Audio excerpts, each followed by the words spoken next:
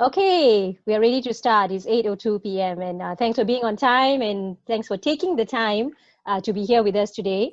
I was really looking forward to this session, which is the 20th session in the Community Forum 2020 series. So it's all 2020. So I hope I hope you like that synchronicity, which I love. So this is about what does it mean to build community. So you have to watch my hands. What does it mean to build community? And we are going to have a very informal conversation. My name is Ranga. My day job is at Beyond Social Services, which is amazing in engaging community, and I thoroughly enjoy the various types of communities that I work with, which is the members, as we call them, are the ones who live in the rental housing flats. And then also we have community of donors, community of volunteers, community of staff. And I'm sure in your own lives, you would have different communities as well. So tonight, we are going to have an informal conversation that I think will get really passionate at times about community. We will also talk about our role in the communities that we are in and how community has a role in each of our lives. Now for the panelists for tonight, we have with us Grace Ann Chua, Grace Wave, from National Volunteer and Philanthropy Center. I'm sure you all have seen her on other panels during the community forum. And we have Ng Bee Leng from Ang Mo Kio FSC Community Services Limited. Yeah, Bee Leng Wave, yes.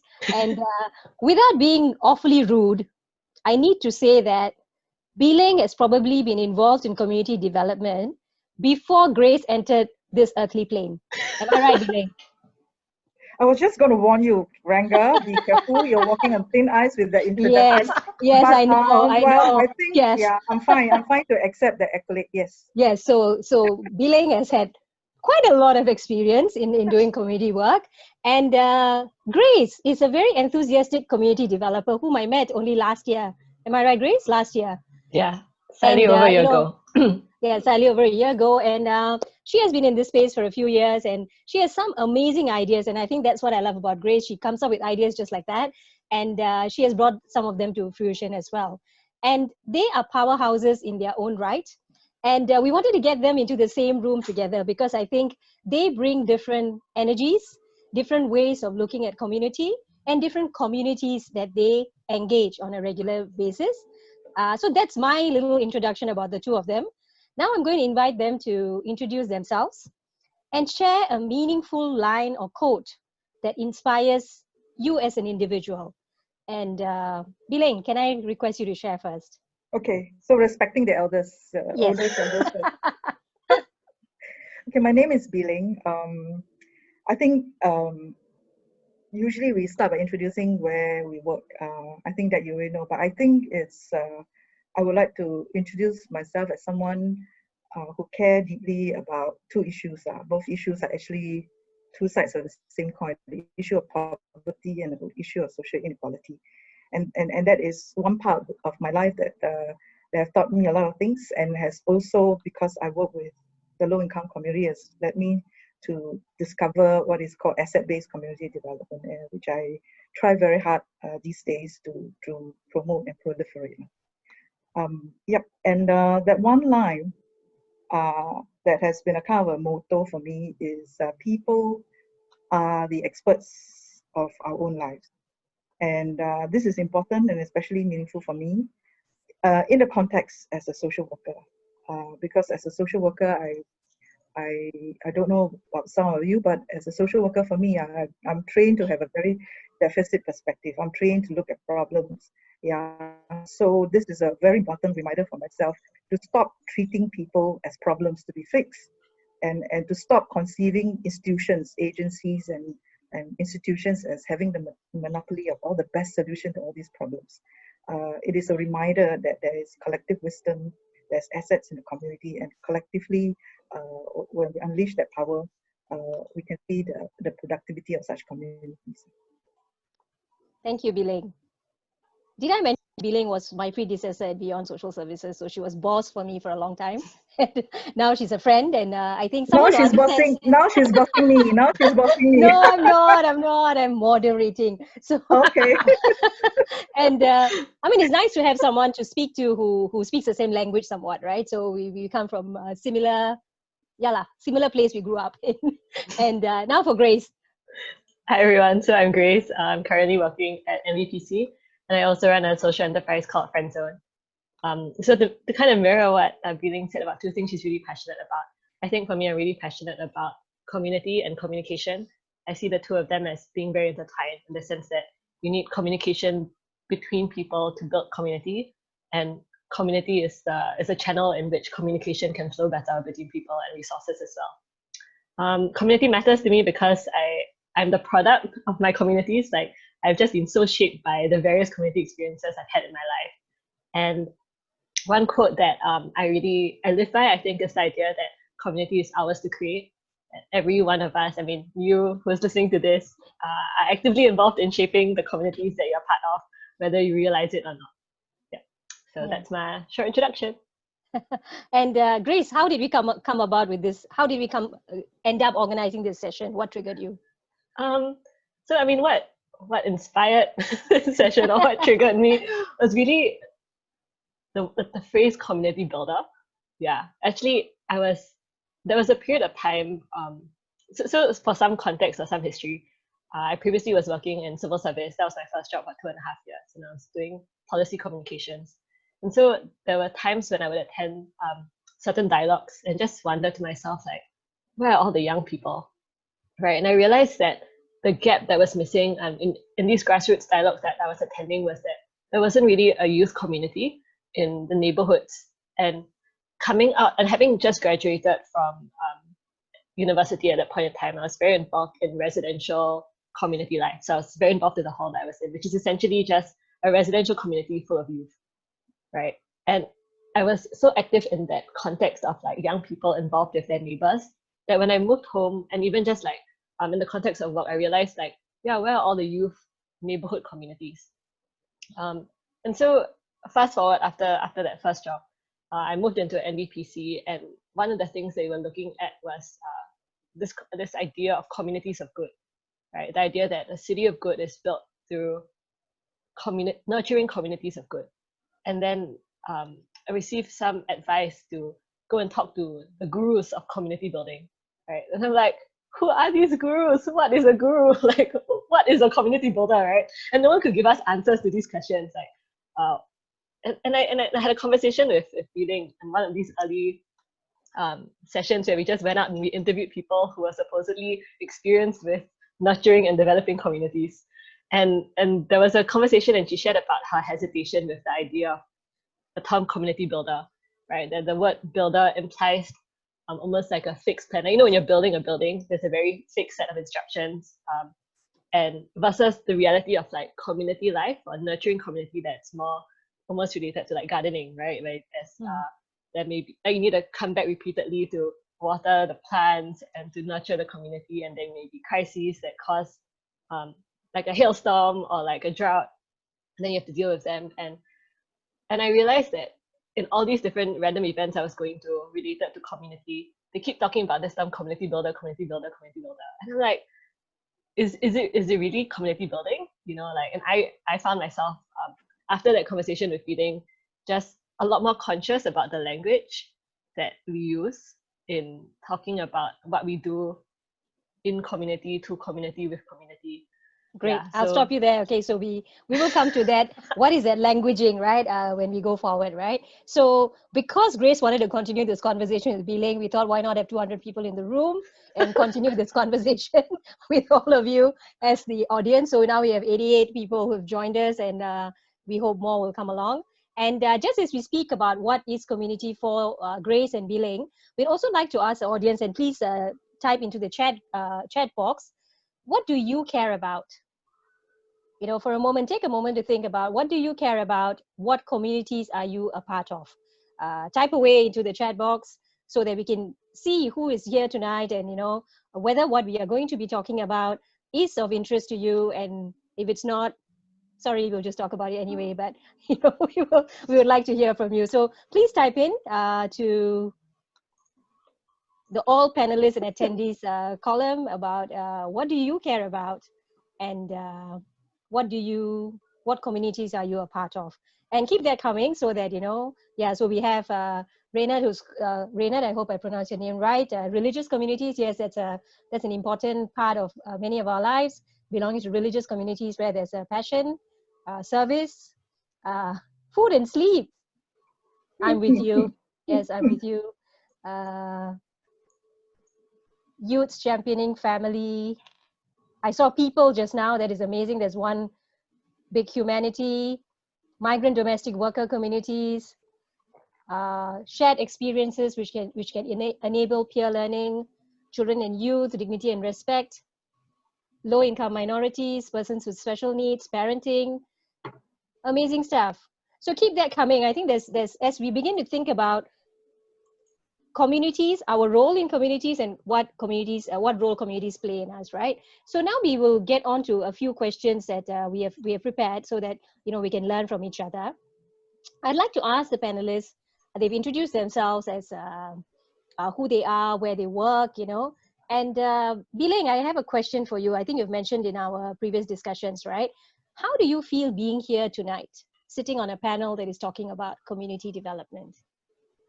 Yeah, I think I shared with you, Ranga, about feeling conflicted, right? A bit about being conflicted. And I think one of the biggest conflict, the paradox here is that the people that we're talking about, the community, members of the community, the residents, the citizens, especially in the neighborhoods that I'm active in, they're not in this room. They're not in this room. They could be the auntie, the uncle, ape, everyday citizens, and they're not represented here. So when we discuss community, for me, when we discuss community work as a body, as if it's a body of knowledge, of skills, of philosophies, using professional language that we understand, right? To me, my fear is that it actually alienates and it also intimidates the everyday folks who actually live community life. So my conflict, I guess, is that because I believe they are the experts of their community, and here I am pretending to be the expert.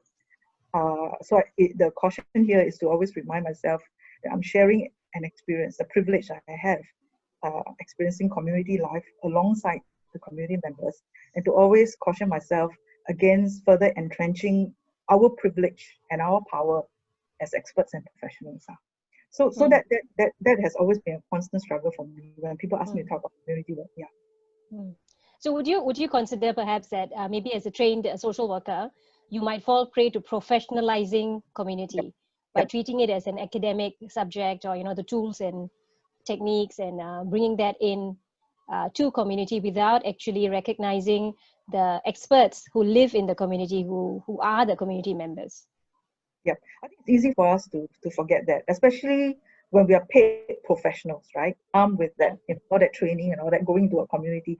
I think we can unwittingly, even though we say we're there to enable the community, that we may unwittingly become the service provider package as community worker. So the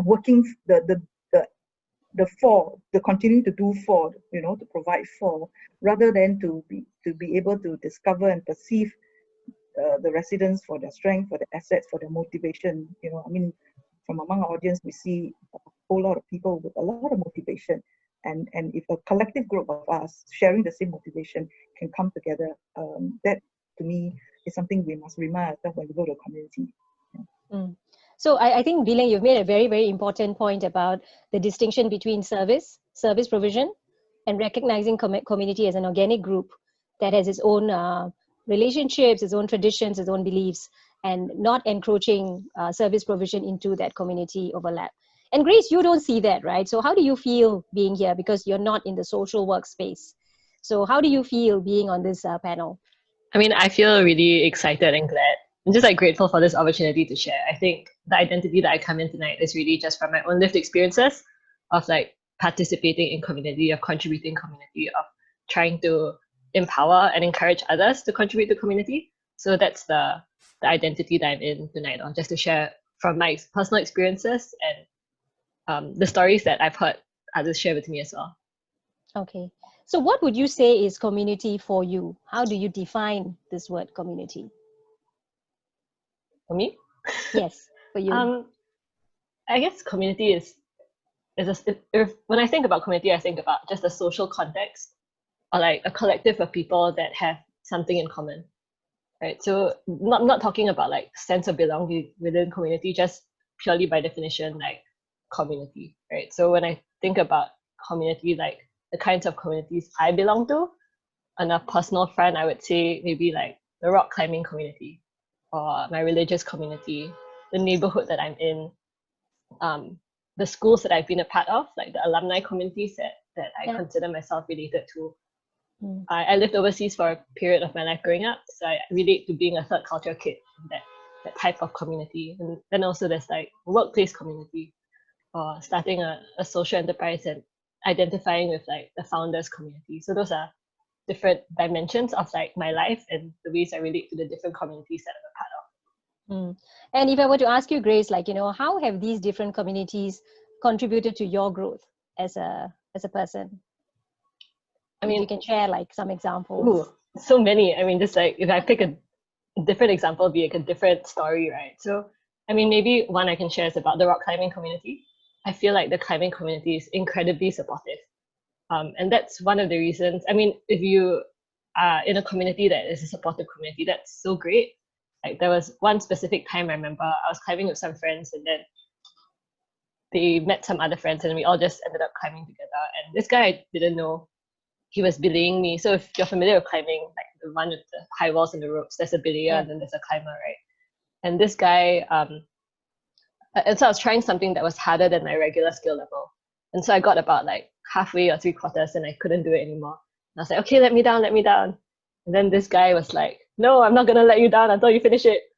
It's like rest if you need to, but just like I'm not gonna let you down, right? So I rested and then like 15, 10 minutes later, eventually I completed it. And I was just thinking about how I'm so grateful to have people who push me further than what I think I am able to achieve. So like that to me was an example of like just when I was doing that, all these random other people downstairs were like, cook, like, 加油 Grace, like, Ale, you can do it.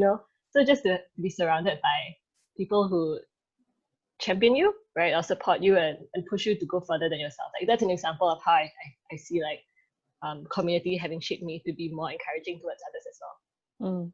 My takeaway from that story is the line, I won't let you down. Right? Of course, a different context, but yeah, it reminds me of, yes, a time where I had to jump off a bridge as well and somebody belaying me. That was quite interesting. And thank you, Grace. And for belaying, right, maybe a slight variation of this question, right? What are your beliefs of community? What do you think is it to experience community? Okay. I think for me, one important aspect more and more over time as I get involved in community work, the one very important principle I feel is the concept of inclusion. Inclusion. Um, I see people coming together by virtue of a hobby, by virtue of common issues they care about. Mm. Yeah. By virtue of wanting to prevent something that they don't want to see. People come together, and sometimes this group lasts for a while. But over time, I find that sometimes some of these community groups become exclusive rather than inclusive, rather than inviting people or strangers on the fringes, the strangers on the margin, rather than including people in the diversity of our community. It becomes very much an in-group, right? Because forming in-group and becoming inclusive. And here, M. Scott Peck's, he has something very, to me, very succinct to say about this. Actually, when community groups become exclusive, they are actually the antithesis of community. They are no longer community, they are cliques. They're actually cliques. So for me, I think one important principle is to to ask ourselves when we start off a group, how to continue to be inclusive, especially of people who generally, especially people in society, are always not welcome in communities. I think that to me is an important principle. So in doing the various work, some of the part that touches me most are when things like that happen. When things like that happen. So and when that happened, I would amplify it, because to me that is such an important principle that should be the bedrock that guides that community group, that group life, that community life. Yeah. A story come to mind. Is there time for me to share a Yes, story please, about? please, Yeah, yes. yeah. So I work in this community as a community animator. I like to use the word animator, distinct from community builder. We can come back to that. Why that intentional difference? As a community animator, I work in Ang Mo Kio. So Ang Mo Kio is, as you know, a growing estate. So lots of seniors around and all that. So with COVID, a lot of them dare not come out, even with the reopening. So some of the residents, senior residents, said that we need to come out because we are getting all isolated. Loneliness is now creeping in. Our mental health is very bad. We are physically, mentally, socially less healthy. So some of them wanted to step out, but when they invite their senior friends, some of them are not quite ready. But they came up with a clever idea. That's why I say don't laugh at the people who are old. They have a lot of wisdom. So they suggested food. They say the aroma of food, you know, Ah. will invite people. Yeah, and that's true. They started just a group of seniors cooking and just preparing meal and inviting, deliberately sitting outside at the void deck eating together.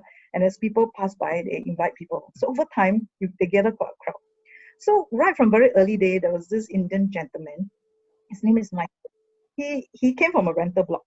So the people who come for lunch is the attempt is to be socially integrated, to be inclusive. We say let's not divide by class. I think this is their neighborhood. This is their natural environment. Let the community be as representative, and we must be inclusive. So Michael came because he heard about the free lunch. He came because of the lunch, and he came and then he at first he just came, get the meal, and then after the meal he washed his plate and he leave, and that goes on for quite a while. Then other people, other older aunties invited him. Say, if you want, next time you come a bit earlier. You can help us cut the chili, cut the garlic, and all that. He looked at them at first, not quite taken by the idea, because this is my guess only. I think he's quite used to receiving services. He knows how to be a recipient. Now he's asked to contribute. But for a moment, he didn't know how to contribute, and perhaps he didn't think cutting and all that food prep is something for him. So he didn't turn up early. But what he did, he didn't turn up early to help to cook, but he turned up early to help set the tables. Because he saw all the auntie and uncle, some so with such a bad back, they are bent over, and some with mobility problem. But that doesn't stop them. The auntie uncle were going about cooking, setting the tables, move the chair. Because of social distancing, we had to do this daily affair of moving the tables and chairs, making sure there are not more than 5 seats per table and all that kind of thing. So Michael does that. He set up the table and all that. And he always set a table for 4. And then intuitively, some of the residents will drag the fifth chair over, right? The 5th chair. No, 4. This space here is for the wheelchair auntie. Oh. He said, this space here is for the wheelchair auntie. And then another resident said, why you choose the second table? Why don't you choose the first table? First table nearer to the door, easier for wheelchair auntie. And he said, you see properly? This table nearer, although it's nearer to the door, the wheelchair auntie will have to turn she will have to wheel herself into an angle before she can get into, to sit with us. But here, it's the most strategic place because it comes straight right through the door. It's the easiest way. He put in so much thought, to include her. And to me, wow, that is something worth amplifying because he walked the talk on inclusion, right? Yeah, he walked the talk on inclusion.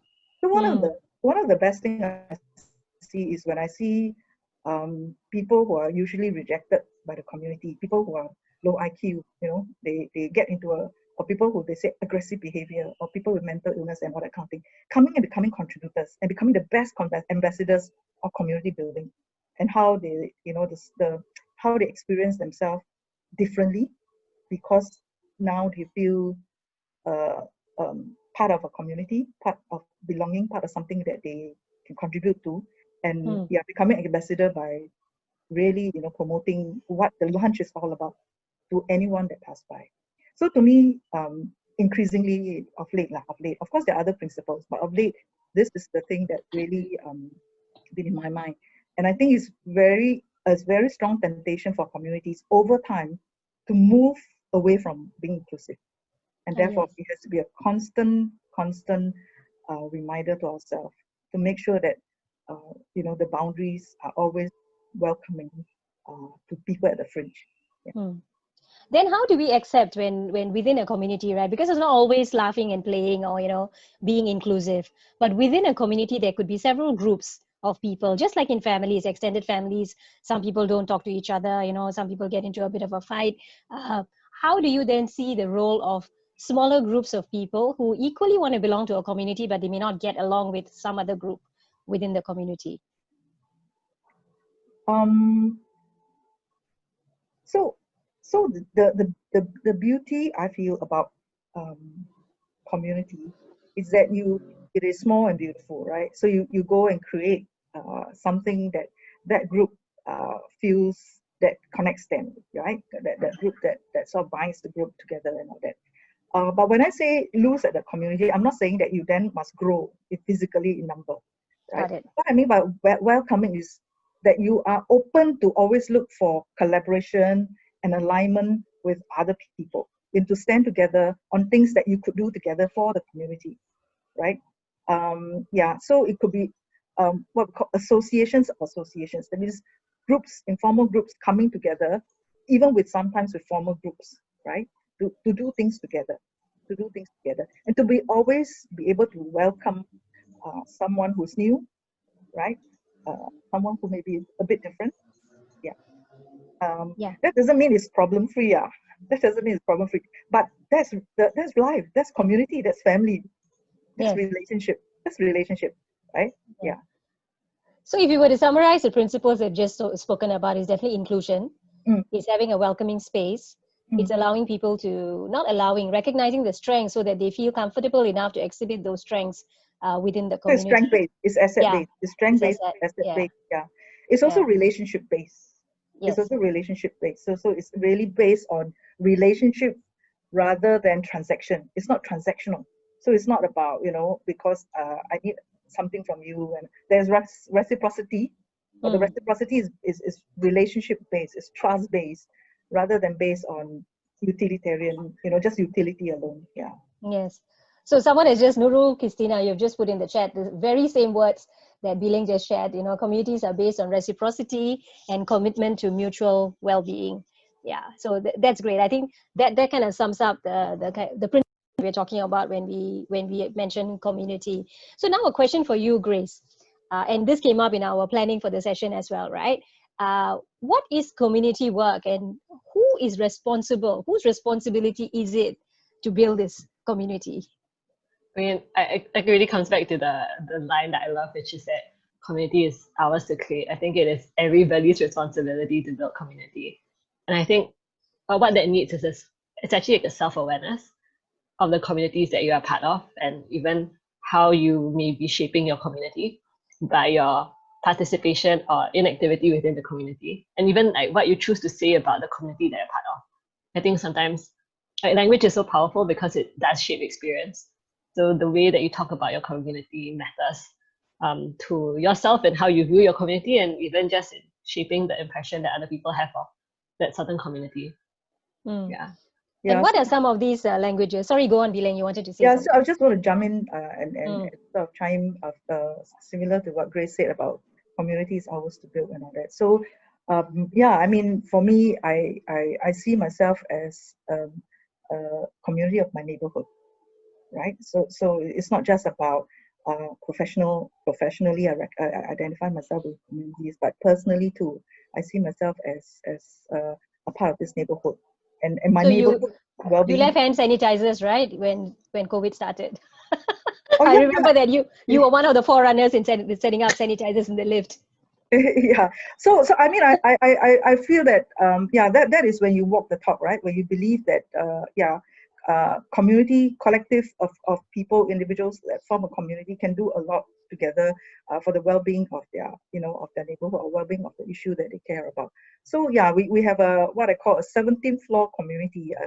It's not the entire block, but the whole floor of our of my neighbors. We know each other quite well. Very interesting character. We have an auntie that sews very well. We have a Chinese auntie who collects things. So a lot of books or clothing and all that we pass to her instead of selling to the Kalanguni and all that kind of thing. We have a senior auntie that always is always at the gate, speaking in Cantonese to everybody, saying good morning and all that kind of thing. And we have another couple with whose dog is the reason why we converse. So yeah. So this floor is actually quite is a very cohesive floor. I mean, for festivals, we have a tree out there. So I did most of the festival hanging for different things. But for Chinese New Year, except for the Filipino family, the rest are all Chinese family. But for Chinese New Year, everybody comes out and doll up the tree. And and then when the eve, we will do washing together of the lobby area. Yeah. So these are some things we do by virtue of one of us just starting something simple. For the senior auntie, she's on a wheelchair who say hello to everyone. She is also the reason why another auntie offered every time she go marketing to buy vegetables for her or to buy food during the time of the circuit breaker for her and all that, because her older children are not home. So there is a kind of interdependence, a kind of relationship that goes on. We don't meet each other all the time, but there is the sense of that connectedness. There's a sense of connectedness. Yeah. So to my question of whose responsibility is actually everyone's responsibility lah. And there's something we can do, and sometimes it starts with something very small, very simple, like a sanitizer in the lift during COVID, which actually sort of become catalytic for others to follow suit. Then there are also messages that goes on the lift to encourage each other. Then there was also the singing, that somebody start and then everybody just So it could be small act, and it's not somebody but other people's business. It's our business now. Yeah. So what happens when we, and Grace, you maybe you can attempt this question as well. What happens when we get paid and we are called community builders or community workers? Is it possible to be paid to do community work? Yeah. So Grace, you jump in later. I just okay. Go for it. You can see the engine going faster and faster, right, Biling? So for me, so I'm paid, right? I'm paid a paid professional in the Ang Mo Kio neighborhood. I don't live in Ang Mo Kio. I live in another neighborhood. So in Ang Mo Kio, I intentionally remind myself that I'm a community worker or community animator, not a community builder, because the community building is by the citizens, it's by the residents. This is to remind myself, this is to just remind myself not to take over, because I cannot take over the community building. Hence, I won't say I'm a community builder, because the key actors of the well-being of the community, the producers, the key producers of the well-being of Ang Mo Kio belongs to the residents and citizens of Ang Mo Kio. But as a paid professional, as an animator, I have a role, right? And I can bring skill sets, I can bring resources, I can bring possibilities that can enable the community. But always remembering that I'm an enabler, a supporter, and playing always a supportive role. And reminding myself not to assert, not to assert that power. It's not easy. It's not easy. It's not easy. It's a daily reminder. For professional, I feel for me it's a daily reminder to listen and respect the community, and to start and to enable things that the community want to do, not your organization or what you see is so needed in the community. Yeah. So there is a role, because I think we can play catalytic role. We can contribute. We can enhance and accelerate, but we cannot pretend to build the community on their behalf. Yeah. So if you're an audience member who's a social worker, community worker who's paid to do this job in a community that you do not live in. Perhaps you can also share your thoughts on the chat. Like, what do you feel about what Biling has just shared about the role of a community builder versus a community worker or a community animator? You know, those are the two words that Biling has shared. And now for Grace, I think NBPC as an organization has actually set out to build communities of volunteers or other communities. So you are paid to actually nurture such communities or unearth, right, such communities. So what do you think is the role of a paid professional in this community work? I mean, so I guess like my specific it's hard for me to speak for my other colleagues, but my specific role in NBPC is really about kind of uncovering the strengths that different communities have and gathering these like good practices that they have implemented in their respective communities.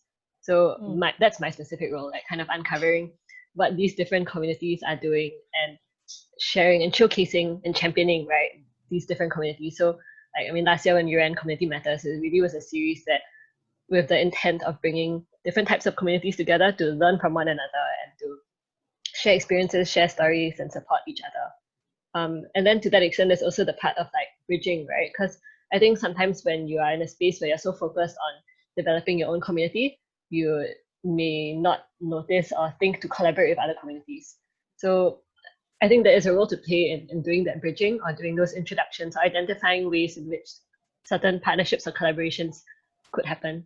Yeah. So that's from my hat in NBPC. But I actually wanted to answer this question also from the hat of Friendzone, which like we registered earlier this year as a social enterprise. So Friendzone started really as a ground up initiative 2+ years ago to to create opportunities for young people to get to know their neighbors. Right. And eventually we decided to register as a company because we saw that there was a gap that we could play in hosting these events to bring people together.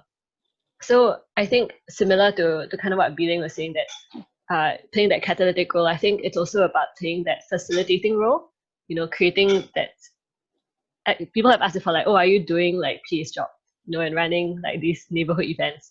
Are you like doing the job that the RC is doing? I mean, to some extent, maybe yes, but it's still very much about wanting to create that space for neighbors to come together to meet one another. Like if I'm running a Friendzone event in Tampines, I'm not a Tampines resident, but I'm still creating that space for neighbors to meet and connect and to build relationships with one another and to uncover more about one another and to exchange experiences and assets with one another. So I think there's definitely that role. As long as you're conscious that the role you're playing is really about facilitating or animating or catalyzing or empowering, and you're not like, I'm not in Tampines getting to know the Tampines neighbors to build the Tampines neighborhood. I'm just doing what I can to get that going. Yeah, so I guess I just wanted to add to the point that as long as we are an outsider invited into a community, we have to make sure that we must always respect that the change has to be inside out. That so reinforcing the earlier points, and I think some of the enabling facilitating role we want to do is really to look at the informal groups, the residents group, the informal residents gathering people, the informal associations of people who come together, you know, like the chess playing uncles or the groups that just form themselves naturally. Because I want to also sort of challenge this notion that a lot of time people see community work or say that they are doing community building when actually what they brought together are organizations, right? Organization of professionals coming together for the community, right? That's the third sector. That's not, to me, the community. We don't represent the community. We may be operating in the Ang Mo Kio, for example, right? But we have to be aware that the change agents are the residents and the citizens. So bringing together all the community partners, all the other organizations, institutions, in my view, they are called institutions in ABCD language, and working together for the community. To me, it's not community building. It's community partnerships. It's community partnership. It's a partnership of organization. But what you're actually doing is still for the community. So the operative word here is for, as opposed to by. Right? for the community as opposed to by the community. That for me is the essence. Of course, to leave it all to buy, we know that, you know, somehow today you just need to have people to sort of capitalize it. It's not happening spontaneously. Yeah. So if the buy space is not immediately matured yet, I think at least consciously we must be in the with space, with the community space, the alongside space, but knowing that your role is not to take over the buy and not to package the for, right? To repackage the for, we call it community work. So to me, community partnership is not community work. Yeah, I can be a bit purist about that, but to me, I think, yeah, that in essence the difference. The essence is when the decision making is by the citizens, by the residents of that neighborhood. So if I use place-based concept, if it's by the citizens and residents of the neighborhood, that is community building. Yeah. Yes, but if a group of community organizers or people who are mobilizing the community organizations in that neighborhood, and they create space for the neighbors to come together, that would, in your opinion, would be community work. It is yes. Because in the long run, you want to shift more and more decision making over to the residents. Yes. Yeah. So that is what Friend Zone is doing. I think Grace, when Grace talks about, you know, creating Friend Zone clusters in different neighborhoods, you know, it's to kind of kickstart something that people then learn how to connect with each other and build relationships. And, you know, young people especially who may not be participating in other community efforts in their own neighborhoods, if I've heard from Grace prior. So I think there's a lot of different terms that we have introduced here, and there are some questions on some of these terms that we've introduced, and we can't answer all of them. But I just wanted to highlight something that that is in the Q&A. Jess has asked, what are you building when you say you're a community builder? And I think that goes back to, thank you for that question, Jess. You know, so when we call ourselves community builder, she's curious, what are you actually building in community? Which is similar to the principles we spoke about, I think. Is it providing space? Is it building relationships? So my response would be that we are not the community builder. We are not building, right? We want to discover what the residents want to build and then enable them in what they want to build. So it's about going with a curiosity, with a position, what we call learning conversations. We're armed with a skill called learning conversation, and we go there and discover and find out from residents what they care about, what do we want to do, you know, how do they envision a nicer neighborhood or a better neighborhood, right? And then are there 3 or 4 of them who are prepared to come together and do something about it? We start from there, right? So they are the builder. It's building their dream and their vision of their neighborhood. Yeah. So that would be my response. Okay, Grace, how about you? Do you have a thought about that? What do you think you're building? I mean, I think what is being built, I mean, the word that I would use is create. Like what is being created is whatever you want to see happen within your community. So for example, if that's like a friendly community, right, then it's about creating those relationships and those connections between neighbors, and then that natural exchange that comes out of knowing the people around you. Like it's hard to give and receive when you don't know who is around you and what matters to them, or what strengths they have, or what resources they might have to offer. Like I give an example, right? Like during the circuit breaker, after the circuit breaker. So, you know, there was a lot of home bakers, like the circuit bakers came up, right? And there was a cake that I saw that I really wanted to try. There was like a 1 kg cake. And I'm like, I'm not gonna eat a 1 kg cake by myself. But because I knew some other young people in my neighborhood, I was able to just like message them. I'm like, hey, I saw this cake I want to order. Would you want to like split this cake with me? And that's only because I knew these people had a sweet tooth.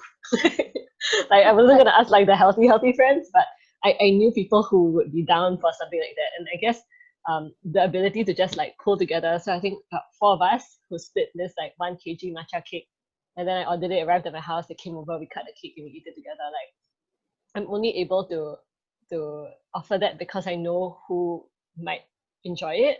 Or even like I just have another story that came to my mind. So there's this one neighbor I got to know in Friendzone, and he is a startup founder. And I remember after the first friend zone event that we did in Marine Parade, I invited my neighbors to come rock climbing with me.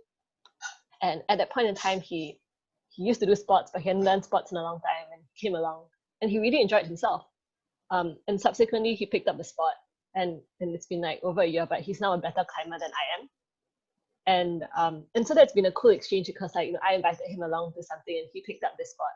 And then subsequently, like, because he's a startup founder, like when I was going through all these decisions about, oh, should we register Friendzone as a nonprofit or social enterprise, like he was someone who I was able to go to and be like, hey, like, what is like equity, how to business, So I think like it's when you know the people around you, you know how better to give and receive to one another. Yeah. So that's what we're building or creating with relationships and exchange. Yeah. That's nice. You can invite me for matcha cake anytime. I'll be there. And thanks for sharing, Grace. And so maybe we move into the next segment because there's lots and lots of questions coming up. For the audience, if you've put your questions in the chat, please try and transfer it to the Q&A so that people can also upvote you so that we can try and take those more popular questions as well. So this, we want to discuss some red flags in community work. Sorry, Renga. Yes. Can you indulge me a little bit? Sure. Let me just share a story. And I feel that story perhaps will better illustrate what I meant by what community, what's the vision, what do they want to do, and all that kind of thing, and what is experience when communities are communities, and like what Grace said is really the relationship that sort of always all this possibilities. That's great because you're addressing a few of the audience comments in the chat. So I think I want to address a little bit of the question about also, I think something that is very sort of relevant to my work too is the connection between casework and community work. So I think that example will probably perhaps hopefully sort of draw some connection there. So part of my work as a social worker, one of the privilege is to be invited to weddings of our some people call them beneficiaries, clients, some people call them members. I prefer to call them members. Members of the community, and they came to us because they need help, but when something important in their life that they're celebrating, I'm very glad that they count us part of their larger community to be included. So I always make it a point to attend weddings, funerals as well. Sometimes write a passage to the children and all that. To me, these are very important because when I go to this event, I see the community. I see their very organic network. So I was attending this wedding, and then and then at the wedding, I start realizing that these people actually know each other. So people that I call cases actually knows each other, or are cousins and cousins of friends and friends of somebody, and they were all at the wedding, and you start seeing the dots and you start joining the dots, and you see that actually there's that relationship connection between them. So a few of them, when they come together, they're always sort of saying, hey, they came together and said that, hey, our block hasn't had a block party for a long time. Maybe we should do a block party. Yeah. And then one of this guy, he is what you all would call my client. He's a guy who, if I use the casework assessment, he'll be one. We will say that he's in and out of drug centers, so he's hardly home. He's a quite absent father. Got 3 boys, quite absent father. The mother is anchor of the family, right? So she's the one who has to hold the job, keep the family, send the kids to school and all. So the husband's role is always, at least in the eyes of the social worker, is always such a guy who's not carrying his fair share of the weight. And that's how he feels about himself when he sees me. So it's so hard to get him into a room to talk with his wife. Or if he comes, he will always he won't have much to say, right? He won't have much to say. He's always with his head down and all that. But at the wedding, he was so animated because he was so excited. He said, yes, we need to do a block party. Let's meet at my house on what day. So he offered his house as a meeting. So a few of them who are quite keen, they came and they meet and all that kind of thing. So we were also included in the meeting. And they were discussing, and then he started recommending. Then I started realizing that actually he's got a whole biking community that has connections that can bring in the music, because some of them are also band players. So band, he could organize the free music, and then among them there are some who can teach the kids Dikit Barak, some of these performances and all that kind of.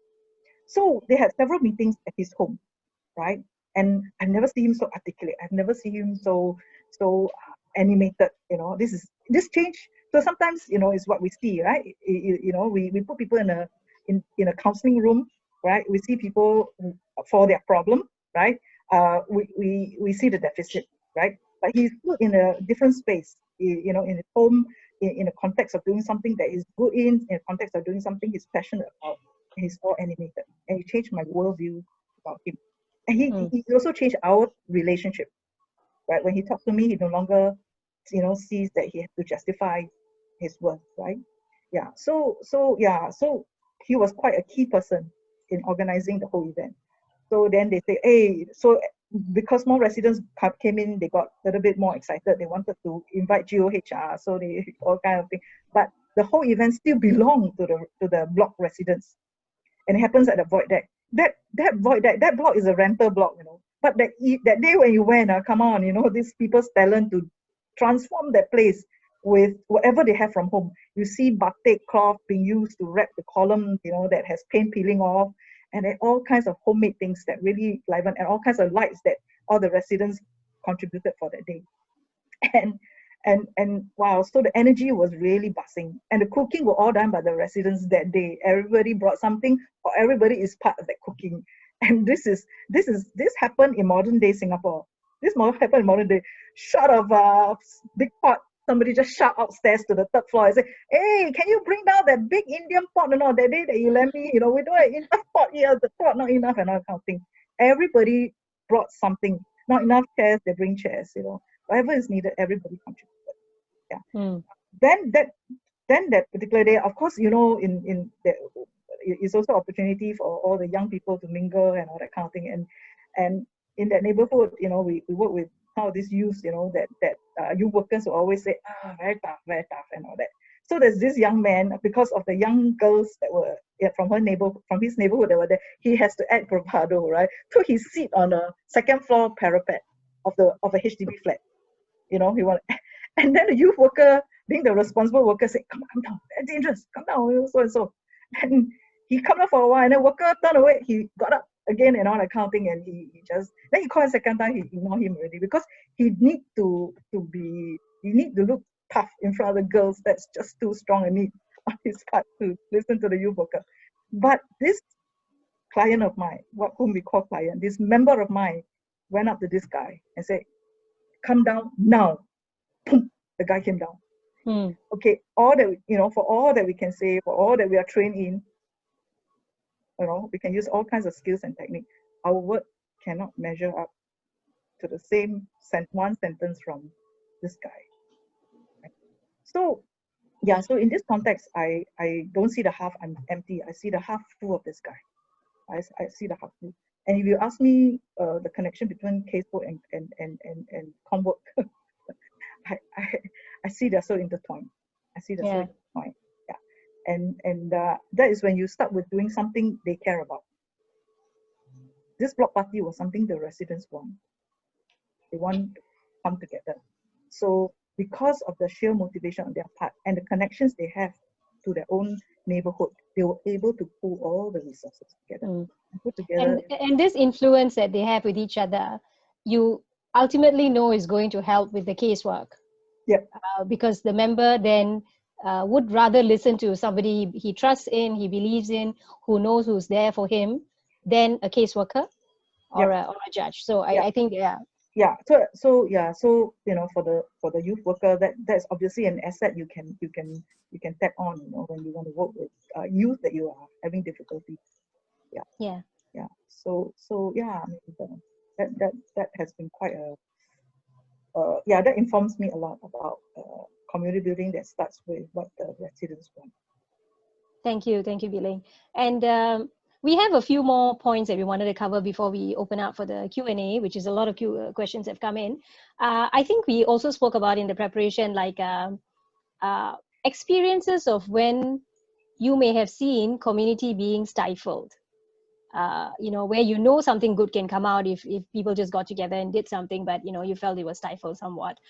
Grace, you wanted to share something about that? Yeah, so quick story that I remember we wanted to so we ran the first friend zone event in Marine Parade, and we invited some of like my own personal friends, like the organizing team's friends, just to like, hey, come check out what we're doing. And one of them was a good friend of mine who lived in Tampines. And she was like, hey, this like community gathering is awesome. I can totally imagine like doing the same thing in my neighborhood. I want to do it in my neighborhood. So she, a Tampines resident, with another friend of hers who also lives in Tampines, decided, okay, let's run a friend zone event, the same program in Tampines, so that I and we can get to know other Tampines neighbors. And so the two of them went ahead uh, and reached out to like town council, like, hey, we're like these two young people, we want to organize a gathering to get to know our neighbors, and they got rejected. Like town council gave them like a flat no, and then they try to appeal and like, oh, but we want to just bring our neighbors together and get to know like other people, and then they like had to reach out again, try to like the RC to PA and all. Just it was so difficult for them just to be able to access this pavilion, which was pretty much unused. I mean, those are the pavilions that are only used for like weddings or funerals, right? Chinese New Year dinners, maybe. Yeah, and so I think that was an example of a time or an experience where you receive residents just genuinely wanting to create opportunities to connect with their neighbors, but not being given permission almost to use the Yeah. space to create community and connect with Yeah. others. So the community doesn't really own access or have access to common spaces, which is for the use of the community, but there is a process that you have to you have to be a certain entity or an organization to be able to book it. Yeah. Or Yeah. people don't even know what the procedure is, right? Mm. To get access to the spaces sometimes. Yeah. Or it might also be expensive. So if you're an individual and you just want to book it, I don't know what the cost of booking such a place is, So if a young person wanted to do something, to book it is first knowing the procedure and next having the money to be able to do it. Yeah. Okay. How about you, Yeah. Biling? I mean, would you like to share any experience where you felt, the community Yeah. could have had more breathing space? Yeah. Okay. So just in response to the Grace sharing about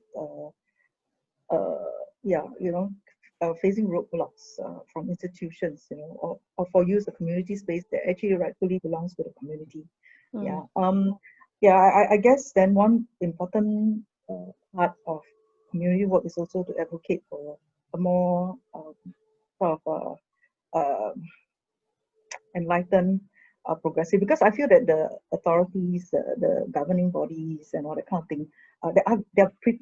I mean, my experience when I work in the neighborhood, some of them are pretty enlightened, are prepared to be enlightened and all that kind of thing. And when they are enlightened and when they are progressive, they actually enable a lot. They teach you how to navigate the bureaucracies, right? Instead of becoming the roadblock. Instead of becoming so I think really there's so many pieces of work that need to be done, and one of which is to have authorities playing the role of encouraging, community self-help, mutual aid as well. As much as you can block, you can also use the resources to enable.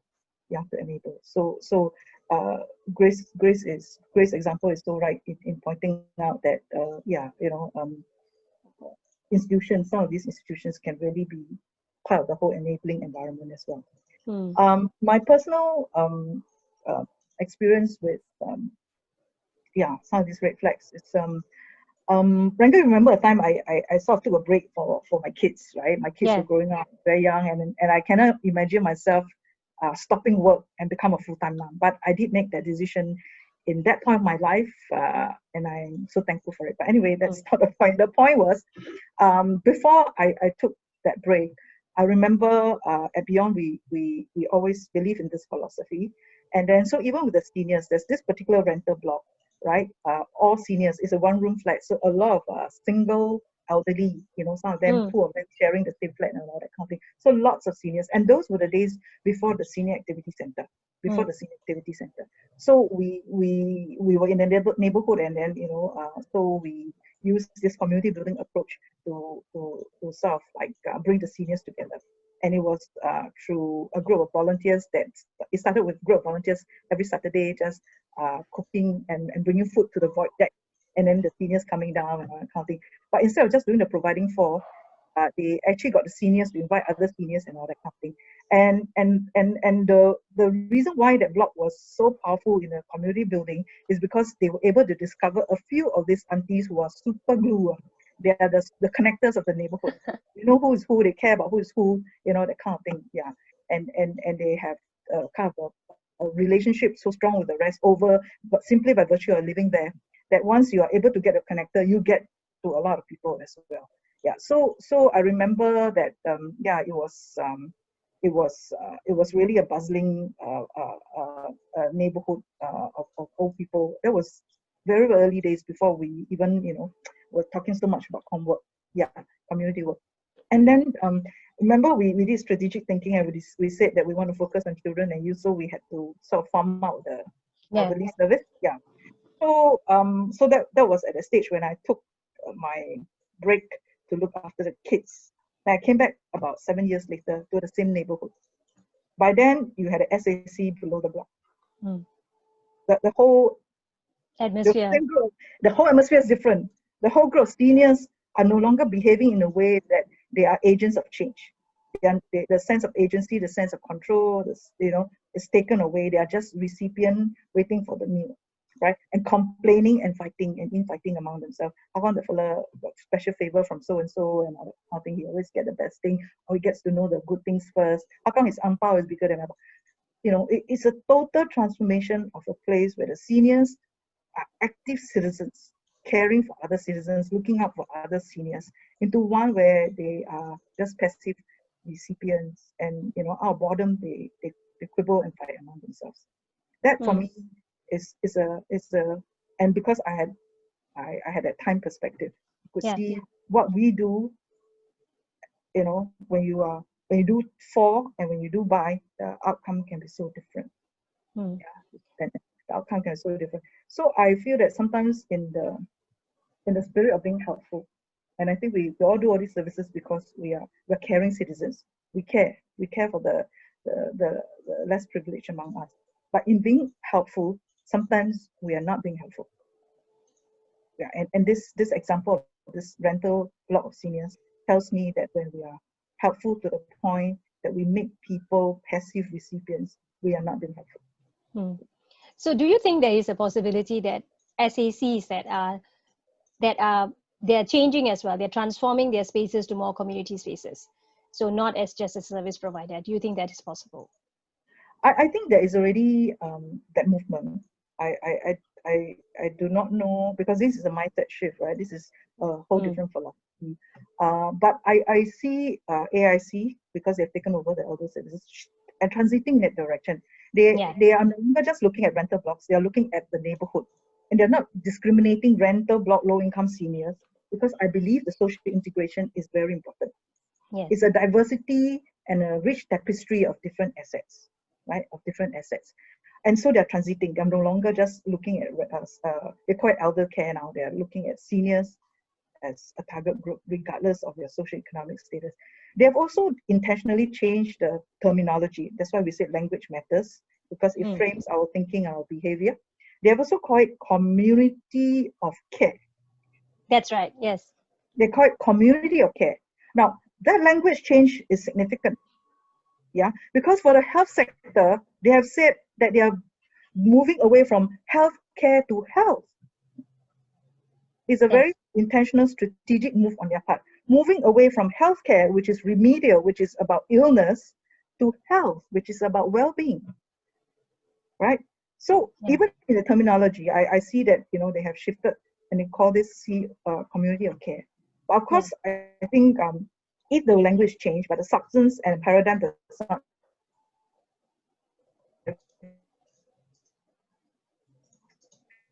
Oh, are we losing back to but that's a shift to me in the right direction. Okay, Biling, your network seems to be a bit trouble right now. Okay, so we lost the last sentence, that care, the community of care you were saying, and the shift in the language. Yeah. So the shift in the language, as I say, is important. I think it's an important first step, and it's in the right direction. but I think end of the day is that mindset shift that we have, right? The philosophies, we need to internalize the philosophies of community building and the buy space and respecting people for their assets rather than their problems. Yeah. Yes. And otherwise it will be, old medicine in new bag, and so and things move. But I think that I'm glad, I'm heartened by that shift in that direction. That's really cool. I didn't know about the shift from healthcare to health. Like, it makes so much sense. Yeah. And the healthcare when we work with Yishun Community Hospital, there's also wellness centers. So it is unlike senior activity center, the wellness centers. I really like that term as well, that people come together to create wellness instead of coming together because of loneliness, So that's also a big shift. And okay, I think we can. And if I may, go on. Sorry. No, it's okay. If I may just add that I think for the seniors, other than having their needs met, I think it's also about being needed. So when we go to them for the contribution, and we ask them what they're good in and what they would like to contribute to the well-being of their neighbor or their community, we are actually prolonging that and attending to their need to be needed. Because I think one of the pitfalls of aging is to feel no longer needed, no longer useful to society. Like, worse, we fear being a burden to our children. This is the usual concern for people. So the need to be needed, I think, is something that it's important to look at and to see them as contributors. So I think that that's a good segue to jump into one of the questions that is here. I'm going to first bring up the second most popular question, which is kind of linked to what we've been speaking about so far. How do we enable communities to thrive when they do not see the urgency nor importance of issues? So Grace, what if people didn't see the importance of being neighborly? Or young people didn't see the need to come together because they have other communities? How would you enable then? I think it's hard to convince someone about something that they have not experienced for themselves.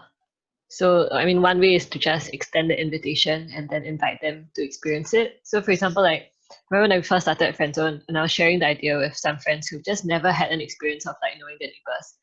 They're like, why do I need to know my neighbors? Like, I don't need to know my neighbors for what, Because as opposed to if you share this with someone who like perhaps lived in like hall before, had some experience of neighborliness in residential community, then they would see the value of it.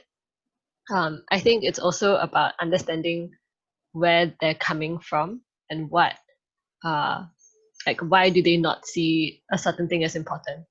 I personally have always enjoyed the conversations with people who don't see the importance of an issue, more than people who kind of like see the importance of an issue they're trying to convince them about, because on one hand it also sharpens your arguments and like helps you to be clearer about like why something is important, but also you understand where they're coming from, and then you're better able to address like certain things. So for example, like if someone doesn't see the importance of neighborliness, right, then I just share like a simple story. I think sharing stories is one, like where you're able to give people parallels to something that they could see in their own life. Like, I had a friend who one day needed to use a hammer, and then the first thought he had was, I need to go buy a hammer, right? As opposed to like someone else who knew the neighbors and be like, oh yeah, I need a hammer, let me ask my neighbor for a hammer, right? So just like these small examples help people to realize, oh yeah, actually that's quite beneficial, right? If I just knew who was around me, then I can reach out to them for small things like that. Yeah. How about you, Biling? How would you enable communities? So the question is how to enable community who don't see, who do not see the urgency nor importance of a particular issue.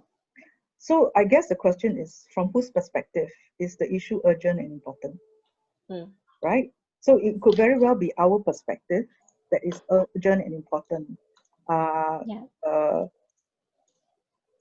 Because we perhaps then it's more important to start off with what is important and urgent to them, rather than what is urgent and important to us. Because I see people motivated to act three scenario. One scenario is they are motivated to act because they want to see something happen, right? They want to see something happen. Another one is they're motivated to act because they want to prevent something from happening. So that could be an issue, right? The first one could be hobbies, or it could be something positive that they want to see in their neighborhood. Second one could be maybe, this littering that's going on, this killer litter that's going on in the neighborhood, or unsafe playground, something that they want to do. Yeah, yeah. Third one I cannot remember. Doesn't not important. But anyway, the issue I want to focus here is that sometimes we think that we are motivated about certain issue, then the neighborhood must naturally care about the issue, rather than starting from what the residents care about. Yeah. Rather than starting from what the residents care about. I think if we take a stance of going there to discover what they care about and ask people what they care about. I say, oh, you care about this too. 2 days ago, I spoke to this uncle. He also mentioned the same thing. Have you ever spoke about this before? And all that kind of thing. Rather than to sort of, in a way, impose our agenda. Maybe what we care about is important. I'm not disagreeing that it could be urgent and important, but maybe not seen in the same way by the residents. Yeah, but if you want community building and want to mobilize the community to act, then you have to start from what is important and urgent to them. Like Grace, as a resident of a neighborhood, cares about friends within a neighborhood, young people within a neighborhood. She cares about that. She found a few people care enough to want to do, and that's how she got going, and that's how it sustained itself, right? Well, that's how it sustained itself, because that's their intrinsic motivation, right? So for me, sometimes we start with what we care about. So I'm talking about myself as an outsider, right? What we care about, but in the neighborhood, we have to start with what they care about. Then those are sustainable. Those are sustainable. Yeah. Yeah. Yeah. And those and then you connect people who care about the same thing. Yeah, So and it's you not. connect people who care about. Yeah. Yeah. Okay. So a lot of people are curious to know, how have your community building experiences got you into trouble? See, people want that adventure in their lives, and they want to know how it has got you into trouble. You can either answer it or not. I mean, I honestly can't think of like a time when we've gotten into trouble. I mean, Yeah. I've had a lot of fun, but trouble. So you got into good trouble.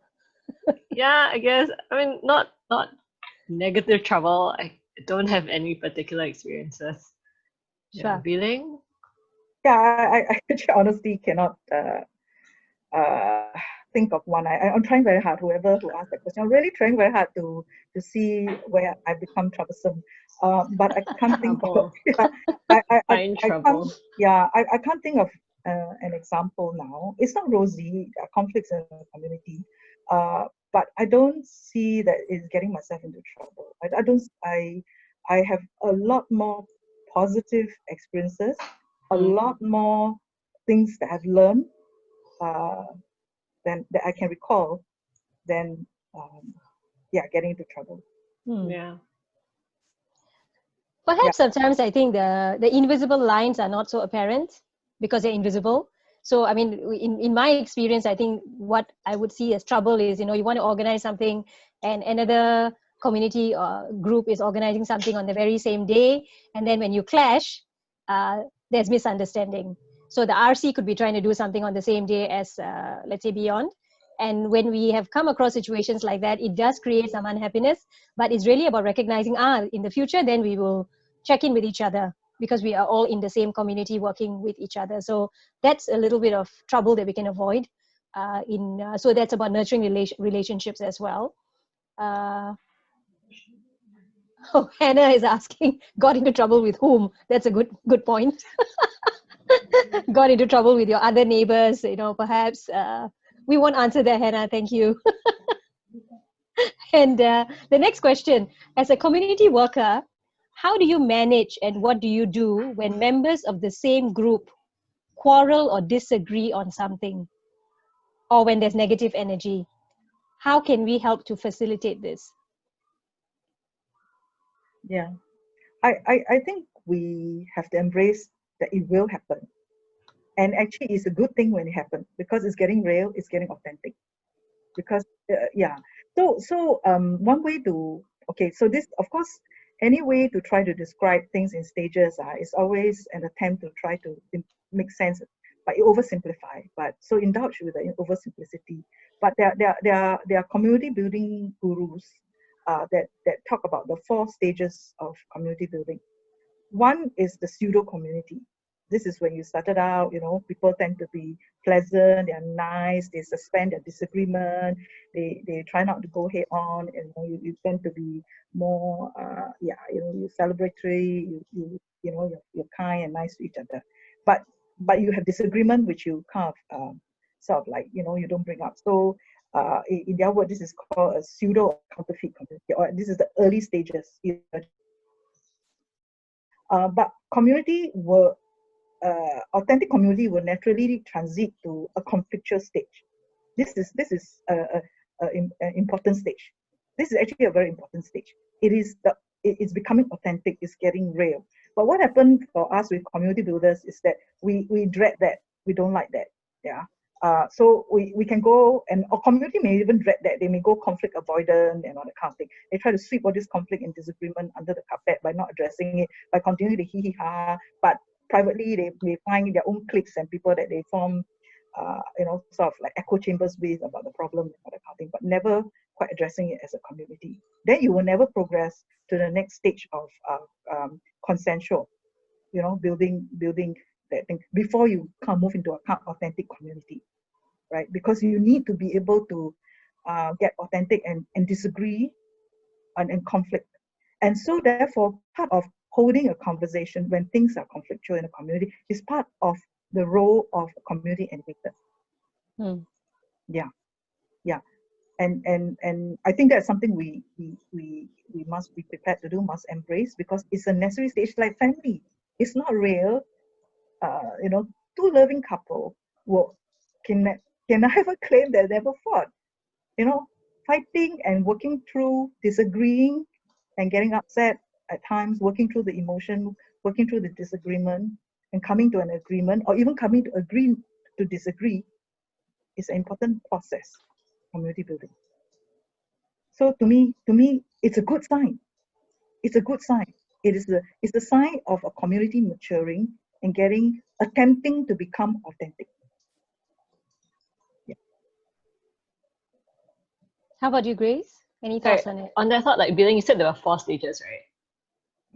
The last stage. You're very, very, very perceptive. Wait, I only caught 2 stages: the pseudo community, and then first is pseudo, right? Okay. Second is conflictual. Okay. Third is what they call consensual or authentic.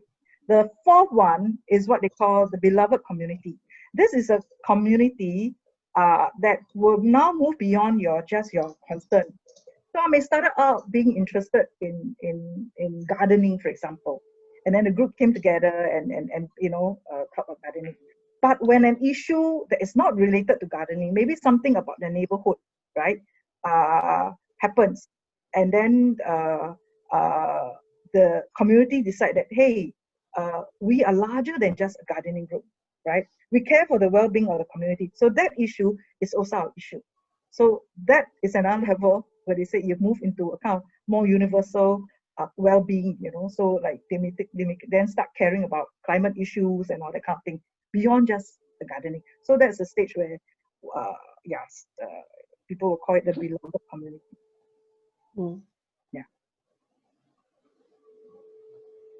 So Grace, anything for you to add in terms of how to bring different members together when they disagree? I would say, the thought that comes to mind is just about listening and then seeing how you might be able to bridge that. Letting the people cool off. It's hard to give I can only just give generic like principles, because I don't really know the specific context of what this like quarrel or disagreement is, or what that negative energy is. But sometimes just like giving people the space to cool down and process.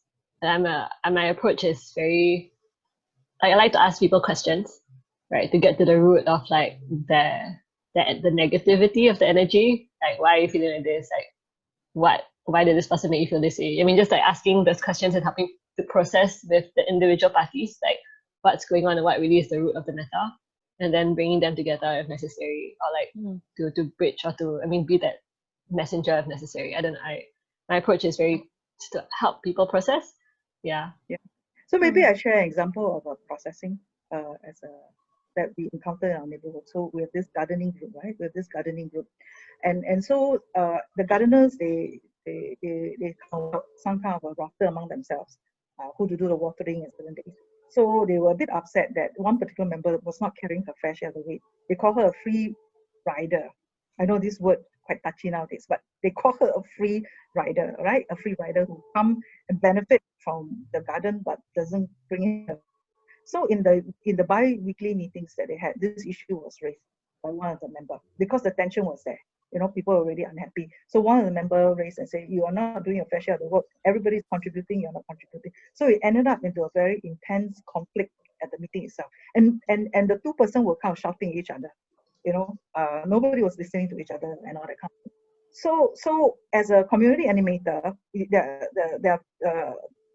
I chose to sit back for a while and let the tension build up, let people speak. And many people were speaking at the same time. Nobody was listening. I was waiting to see who in this community has the leadership and will rise up to the occasion, right? Yeah. So that was something I waited to see, right? And then after that, somebody said, "Hey, nobody is listening to anybody. We cannot hear who's talking." So this is where somebody has already taken a lead. I say, "Okay, how about we do a talking piece, right? Only the person holding the talking piece can talk." So the rule is when somebody's holding the talking piece, the rest of us must listen only. Nobody can talk. Only when the talking piece reach you, then you can talk. So that was how we come in with the animator role. After somebody had stepped up and said, "Hey, this is not proper discussion," right? So certain airing and going on. And then it also is a chance for you to discover who is who in this neighborhood, who listens to who forms cliques with who, and all that kind of thing. And to then be very mindful of these assets, who is who in this group, right? And to lean on the person who has that weight of the voice. So everybody have a certain airing, everybody do we agree that so and so will have the final say about this matter? Do we all agree, both sides of you, will you agree to listen to what he has to suggest, right? So that's the principle of leveraging on the assets of the member in the community, right? Yeah. So what we offer is the facilitation skills for the conflict to be discussed in a way that people can talk to each other, in a way that a rational outcome can be agreed upon. Yeah.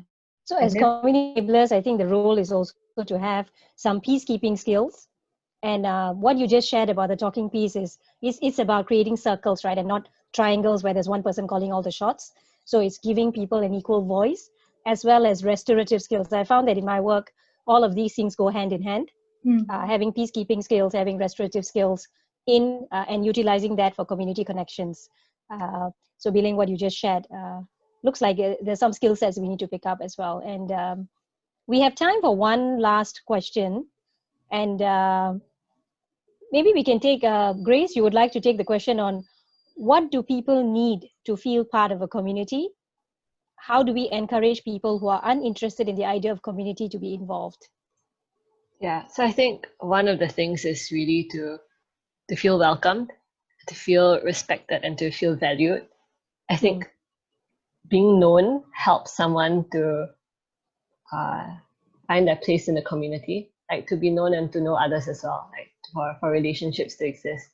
Yeah, so I think fostering that, like doing a good welcome and then helping that person to build relationships with others, so that that person is known to others and that person knows others as well, not just as like a digit or a number, or just, oh yeah, the lawyer or the doctor or the cleaner, like, but to be known for more of that person's identity and than just like their job title, for example. Yeah. Biling, would you like to add anything else to that? Because we have going to ask one more question, which is actually one of the top questions here now. I think we can proceed to the next question. Yeah, so earlier on there was a question about when do you transfer power to the local community leader and step back? I found this interesting because there's a word power in it and transferring. So what do you think? When is the right time to transfer the power to the community leader?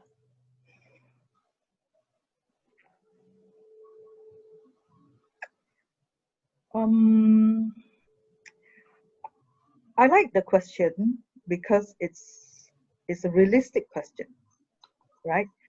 But I also would say that the question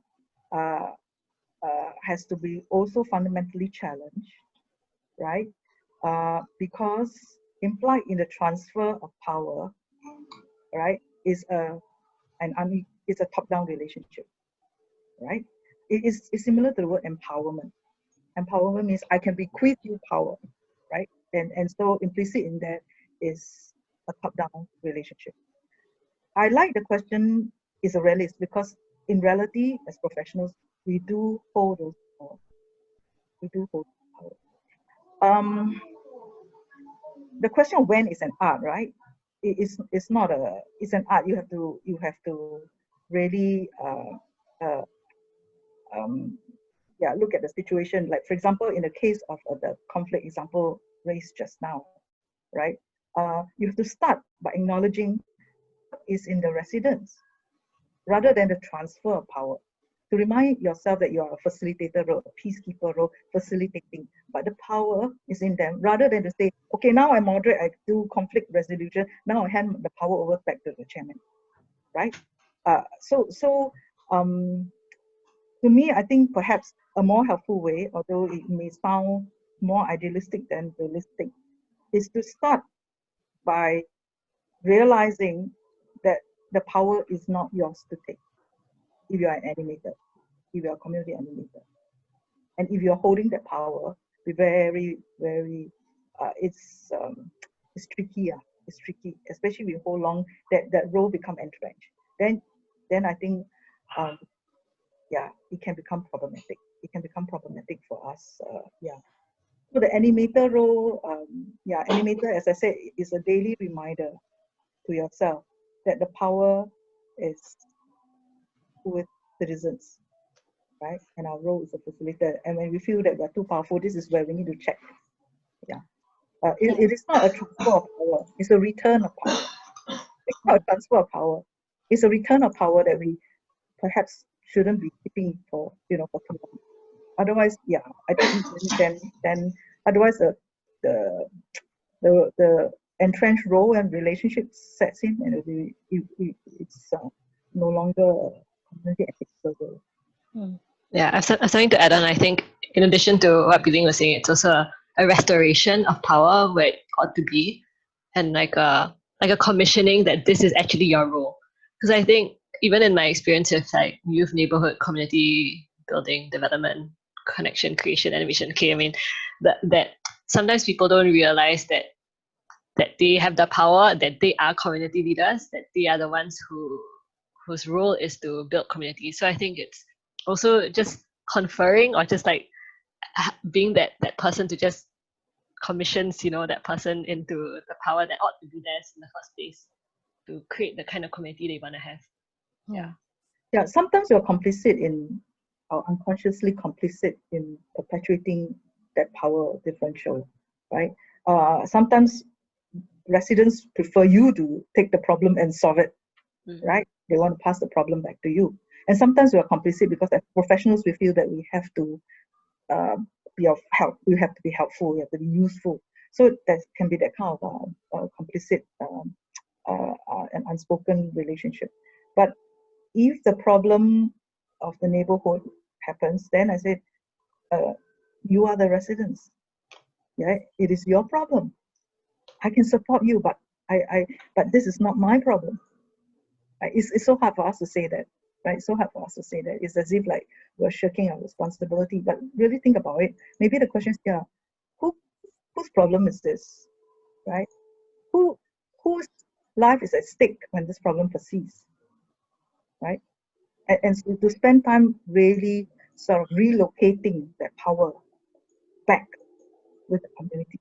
That's a part of the work that we have to consciously do most of the time, so that we hopefully don't have to come to a stage where we have to bequeath and transfer the power. Yeah. So we have to be ever vigilant of the power differential and Mm. not keep reinstating that, right? I mean, that unequal distribution. And on that note, we've gone past 9:30. And one last, in one sentence, Grace and Vileng, what would be a key takeaway or an inspiring thought you'd like to leave the audience with? Grace, you're waiting for me, is it? Yeah, go for it. In Chinese, they call 敬老, is it? Respect the elders. Okay. Well, I was going to say that in English, but I was afraid you might scold me. So Yeah. You started with that. Don't end with that. yes. Remind me of my age.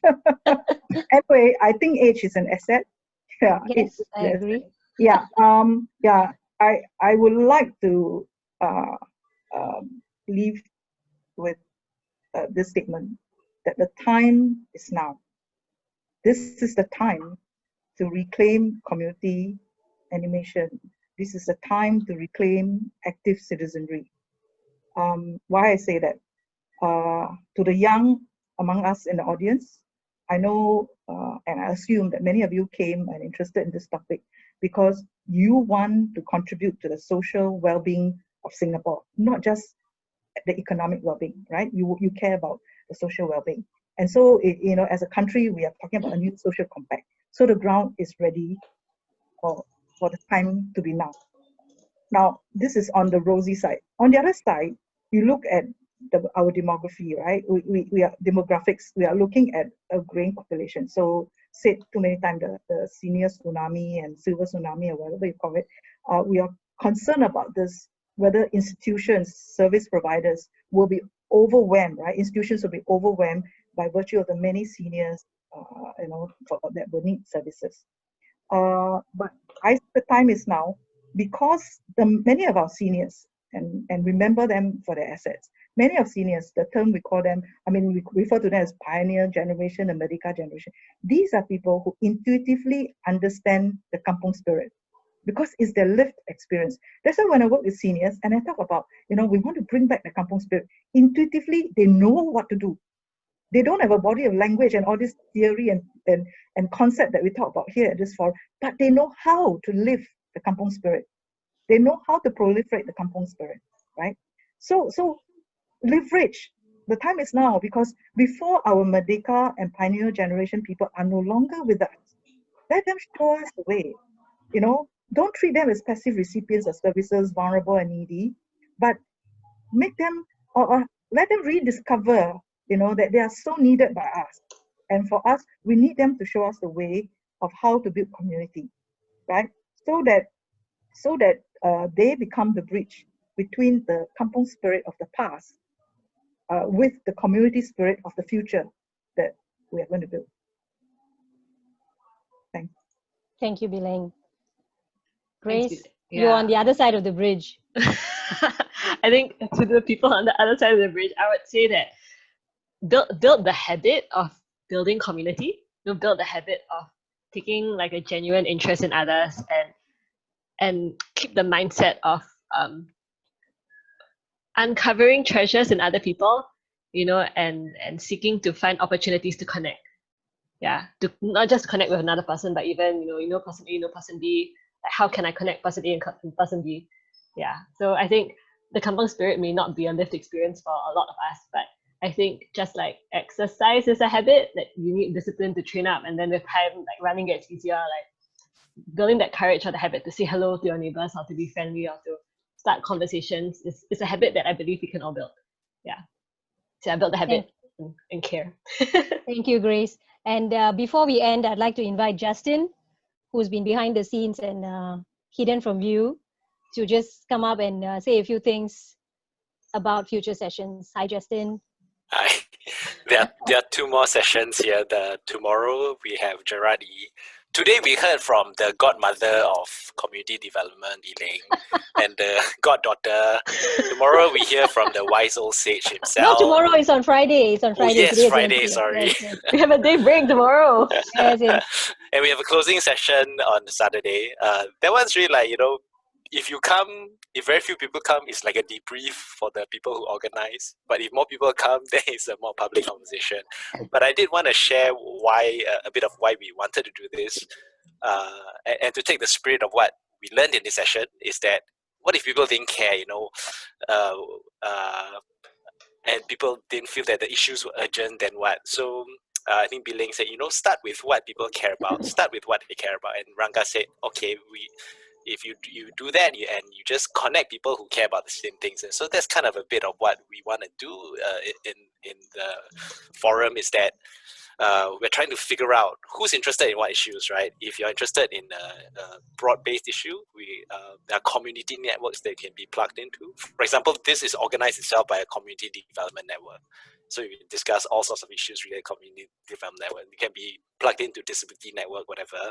Or you can form an interest group. An interest group is kind of more focused. For example, within the disability sector, there are people interested in quota hiring. So you can join interest groups like that.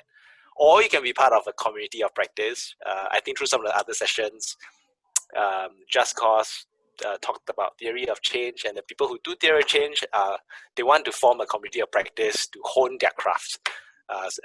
Or you can be part of a community action group, right? Instead of just to study or hone your craft, you want to do something, you want to take collective action.